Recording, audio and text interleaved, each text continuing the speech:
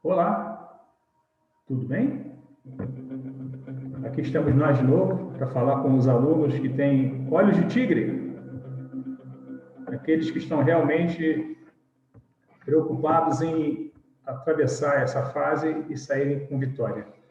Então, a gente colocou um post hoje no Instagram, né, e fez um desafio e alguns alunos aceitaram esse desafio. Eu vou inicialmente aqui entrar na minha conta e vou ler a situação, depois eu vou ler a resposta dos alunos e, finalmente, nós vamos comentar qual seria a resposta um pouco mais aceitável para esse contexto. Todos os alunos que fizeram comentários comentaram de forma interessante e apropriada. Tá? Essa é uma área do direito que ainda está em evolução, né? O direito internacional humanitário cibernético ainda está em franca evolução ainda, e a gente ainda não tem como cravar uma solução. A gente pode dizer o que é a tendência da doutrina, porque, inclusive, isso é o ponto principal da minha tese de doutorado, o uso da força cibernética no contexto aí dos conflitos armados. Então, vamos lá. Em maio de 2019, o Estado de Israel sofreu um forte ataque cibernético contra seus sistemas de defesa, que deixou o país por horas vulnerável a ataques de mísseis e foguetes. Com a ajuda de ferramentas analíticas, as forças de defesa de Israel localizaram a origem do ataque. Tratava-se de uma instalação do Hamas na faixa de Gaza. Ato contínuo, então, Israel destruiu a instalação com ataque por drones. Em seu pronunciamento oficial, o chefe de Estado-Maior da IDF, que são as Forças de Defesa de Israel, declarou o seguinte, achei muito interessante essa declaração, isso foi real, ele falou realmente isso. O vírus Ramah-Eid-Ki-Ezek foi removido com sucesso. Na sua opinião, houve violação do princípio da oportunidade? Então, pessoal, essa pergunta, eu vou até falar que eu fiz essa pergunta, aliás, eu recebi essa pergunta da minha orientadora da tese, né? Quando nós estávamos conversando sobre o tema, ela virou para mim e falou assim, espera aí, Alexandre, isso aí, eu acho que teve violação do princípio da proporcionalidade. Como é que você vai atacar uma instalação real, física, por causa de um ataque cibernético? Então, a professora está certa, com certeza, não tem dúvida nenhuma. Mas é o seguinte, pessoal, vamos ver aqui o que os alunos me falaram como resposta nessa questão. Vamos lá, a primeira a responder foi a Fernanda. Ela falou o seguinte, em resposta ao questionamento, o princípio da proporcionalidade propaga adequação entre os meios. Assim, considerando que o ataque afetou uma área sensível, deixando o país suscetível a ataques, e houve destruição física, sem narrar perdas humanas, acredito que houve adequação entre a medida adotada com a finalidade proposta. Bom, essa foi a primeira resposta. A resposta da Fernanda tem uma coisa interessante, né? Ela falou aqui sobre a questão da perda das vidas humanas. É claro, Fernanda, o problema ele não fala, né? Mas a gente tem que, em caso de prova, a gente tem que subentender de que realmente pode ter havido, sim, né? Porque o ataque foi feito a uma instalação onde estavam os hackers, né? E isso não vai ser o determinante para você responder essa questão caso caia no concurso. Tá? Vamos lembrar, em conflito armado, a perda de vidas humanas, de combatentes, é lícito. Isso é totalmente lícito. Essa é a diferença que o regime do direito internacional humanitário traz para esse contexto de conflitos armados. Você pode matar combatente, tranquilamente, se tiver, como você falou, usando os meios corretos da guerra. Interessante a sua resposta, gostei muito. Vamos partir aqui para a resposta do Tiago, então. Tiago Chaga. Entendo que, no caso exposto, não houve violação ao princípio da proporcionalidade, tendo em vista o potencial destrutivo que o ataque cibernético causou. Para além de uma simples invasão de hack, tal ataque inviabilizou todo o sistema defensivo de um país, o que poderia levar a consequências desastrosas para a população civil e militar, caso não houvesse uma resposta rápida ao ataque. A meu ver, há de se considerar, nesse caso, a possibilidade da legítima defesa, como forma de validar o contra-ataque e a proporcionalidade de destruição das instalações, de onde partiram o ataque cibernético, tendo em vista a fragilidade causada à defesa do Estado. Cara, tu quase cravou a questão. Tá aí, tu levou... No concurso público, eu acho que você, junto com a Fernanda, vocês ganhariam pontos, assim, muito legais, preciosos. Você falou da legítima defesa. E tem a ver, a legítima defesa, sim. A gente tem que lembrar que aquela situação entre Israel e Hamas é uma situação de conflito armado eterno, né? Onde, forçosamente, a gente pode até dizer que existe uma questão de luta uma guerra de libertação internacional, uma guerra de libertação nacional, que leva esse conflito armado para perto de um conflito armado internacional. A gente for forçar um pouco a barra, né? Vamos agora ver aqui a resposta do nosso aluno Flaviano. Ele colocou a resposta lá no nosso... Vamos ver aqui. Bom, ao meu ponto de vista, não houve violação do princípio da proporcionalidade, tendo em vista que o alvo, a instalação Hamas, partiam operações militares no ciberespaço e que os danos decorrentes de tais operações cibernéticas podem ser mais desastrosos do que os danos causados por algumas armas convencionais. Por exemplo, através de um ataque cibernético, o sistema bancário do país pode ser paralisado, com portas e usinas hidrelétricas podem ser abertas, sistema de aviação civil paralisado, entre outros danos graves. Do meu ponto de vista, não houve violação das Convenções de Genebra e nenhum outro estatuto jurídico do direito internacional. Bom, e aí o Flaviano continua depois aqui, questionando, a gente abriu uma conversa aqui pelo chat, e ele falou, mas professor, eu escrevi aquilo ali, mas depois eu vi, pô, será que é legítimo você destruir uma instalação por causa de um ataque cibernético? Bom, o Flaviano também chegou muito perto da resposta e ganharia pontos preciosos caso estivesse respondendo essa questão no concurso público.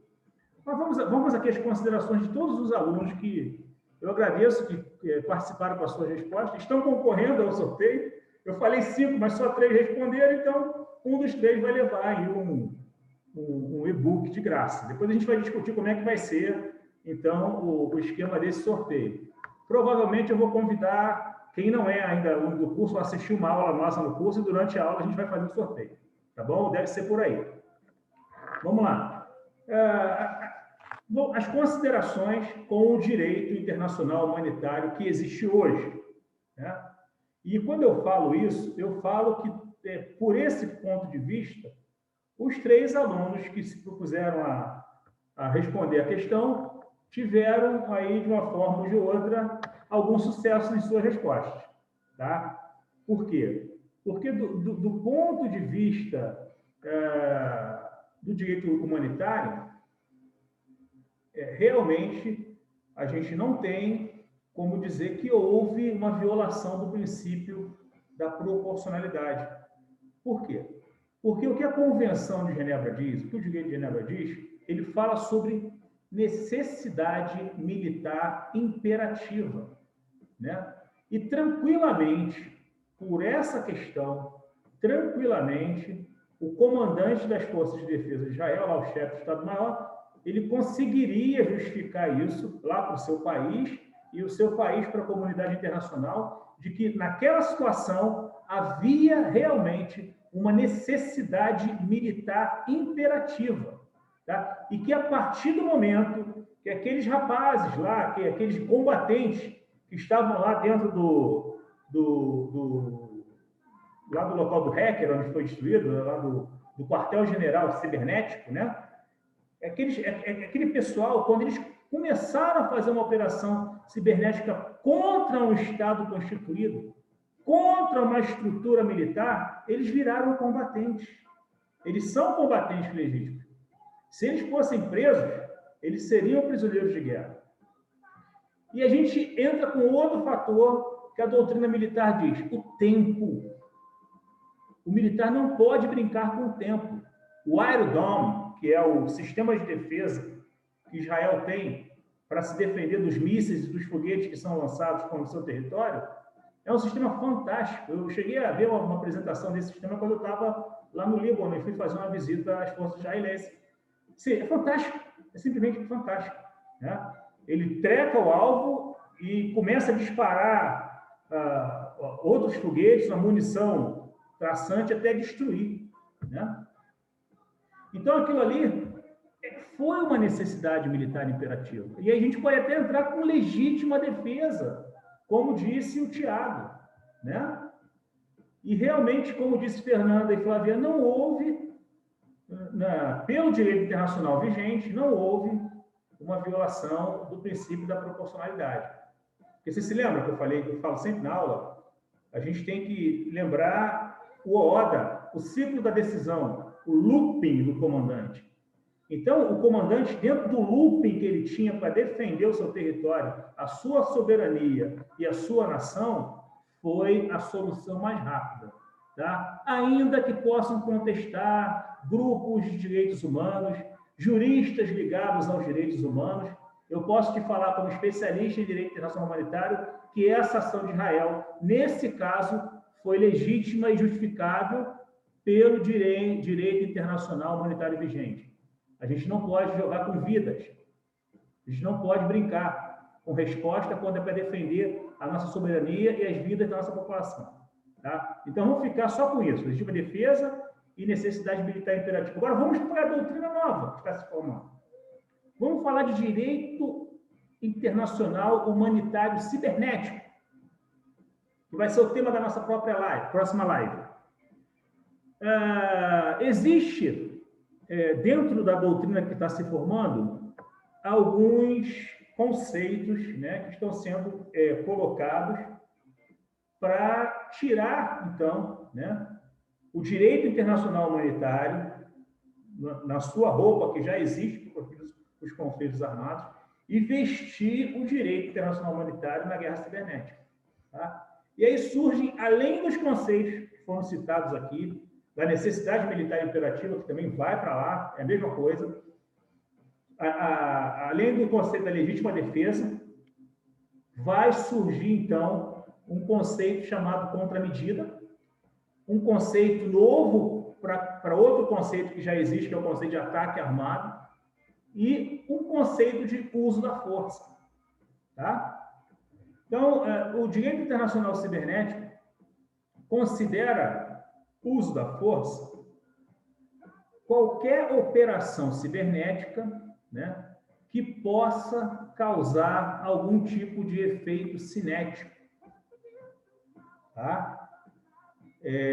Você atacar uma usina nuclear, queimar lá uma centrífuga, né, e fazer com que aquilo ali exploda. O uso da força pode até chegar perto do ataque armado. Dentro desse contexto, a diferença entre o uso da força e ataque armado é uma coisa um pouco mais complexa. Você vai considerar que houve um ataque armado, e aí você vai ter que ter uma porção de critérios para poder verificar a severidade do dano, se o dano foi perpetrado em nome de um Estado, por uma equipe militar ou não, qual foi a finalidade, qual foi o contexto, vários aspectos, né? O uso da força é mais fácil. Você fez um dano, você fez uma operação cibernética maliciosa, causou um dano a um outro Estado, um dano físico, um dano cinético, você, teoricamente, usou a força. Aí a gente entra, então, o quê? Quando você tem o uso de força, você faz uma operação cibernética, como o Flaviano falou, que vai lá e viola o sistema bancário, o sistema eleitoral, você pode, pelo direito cibernético, ativar uma medida chamada contramedida, que é você realizar uma operação cibernética ou cinética ou de qualquer outro tipo que seja capaz de fazer parar aquele ato de agressão. Ou seja, você seja capaz de fazer parar aquela operação cibernética que está te prejudicando. Esse é o conceito de resposta a uma operação cibernética maliciosa que esteja sendo feita contra o seu país. Tá? Você faz uma contramedida. formas. Você pode pegar e expulsar diplomata do país que está, né? Você pode fazer uma outra operação de hackeamento e destruir os computadores. Você pode botar uma equipe de comandos para explodir lá. Você pode fazer o que você puder, o que tiver ao seu alcance. Tá? Porque, na verdade, a contramedida ela pode ser até uma operação ilícita do ponto de vista do direito internacional, mas ela passa a ser lícita a partir do momento que ela está repelindo uma justa agressão, uma injusta agressão. Tá? Então, vamos lá. E qual é o outro? O outro conceito é o quê? É o de ataque armado. E o ataque armado no direito internacional cibernético vai gerar para você, então, a possibilidade de legítima defesa. E a legítima defesa, ela pode inequivocamente ser usada com portfólio militar. E aí, alunos? Esse nosso caso vai se enquadrar no ataque armado ou vai se enquadrar numa contramedida? Vai ser uma operação de legítima defesa ou vai ser uma operação de contramedida?